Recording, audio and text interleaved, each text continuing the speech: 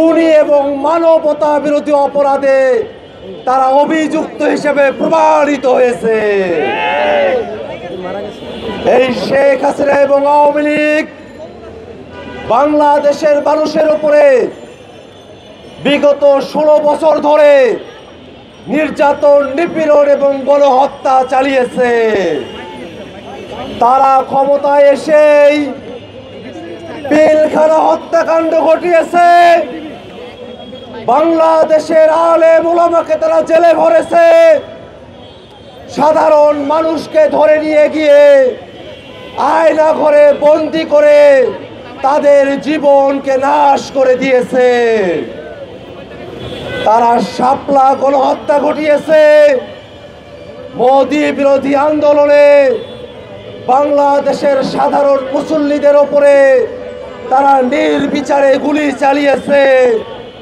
সেই আওয়ামী লীগ 24-এর অভ্যুত্থানের সময়ে বাংলাদেশের জনতার উপরে নির্বিচারে গুলি চালিয়েছে। তারা নানা ধরনের অপকর্ম করেছে। বাংলাদেশের মানুষকে তারা গুলি করে ক্ষান্ত হয় নাই, লাশগুলোকে পুড়িয়ে দিয়ে নৃশংস কায়দায় তারা বাংলাদেশে গণহত্যা সংগঠিত করেছে। যে আওয়ামী লীগ এবং শেখ হাসিনা বাংলাদেশে গণহত্যা সংগঠন করেছে, সেই শেখ হাসিনা এবং আওয়ামী লীগকে ভারত সরকার ভারতে আশ্রয় দিয়ে বাংলাদেশের মানুষের বিপক্ষে অবস্থান নিয়েছে। আমরা বিভিন্ন সময়ে খেয়াল করি ভারত সরকার এবং তাদের বাহিনীগুলো তাদের দেশের নাগরিককে বাংলাদেশে জোরপূর্বক পুশিং করছে। বাংলাদেশের সীমান্তে ভারতীয় মুসলিম নাগরিকদেরকে পুশিং করে বাংলাদেশে তারা পাঠিয়ে দিচ্ছে। আমরা ভারত সরকারের কাছে বলতে চাই, নিজের দেশের নাগরিকদেরকে নয়, পুশিং করতে হলে খুনি হাসিনাকে অতি দ্রুত বাংলাদেশে পুশিং করুন। আমরা বাংলাদেশের জনগণ শেখ হাসিনার রায় কার্যকর দেখতে চাই।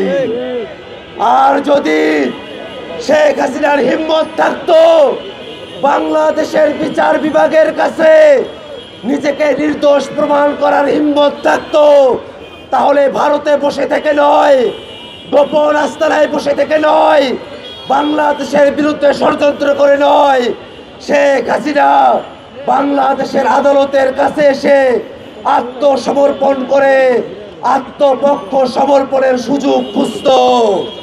যেহেতু শেখ হাসিনা এবং আওয়ামী লীগের আত্মসমর্পণ করে আত্মপক্ষ সমর্থনের ন্যূনতম কোনো তাদের পক্ষে বৈধতা নেই।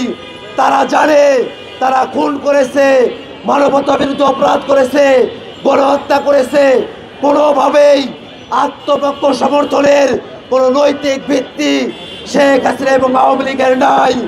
সেই কারণেই তারা বাংলাদেশের বিচার বিভাগের কাছে আত্মসমর্পণ করার মতো সাহস দেখাতে পারে নাই।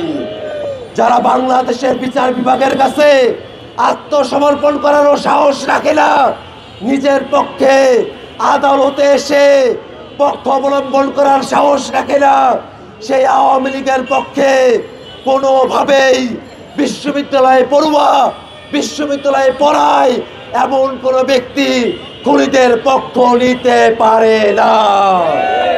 এইসব শিক্ষক নামের কলঙ্ক তারা বাংলাদেশে আবারও গণহত্যা চাপিয়ে দিতে চায়, বাংলাদেশে আবারও মানবতা বিরুদ্ধে অপরাধ চাপিয়ে দিতে চায়।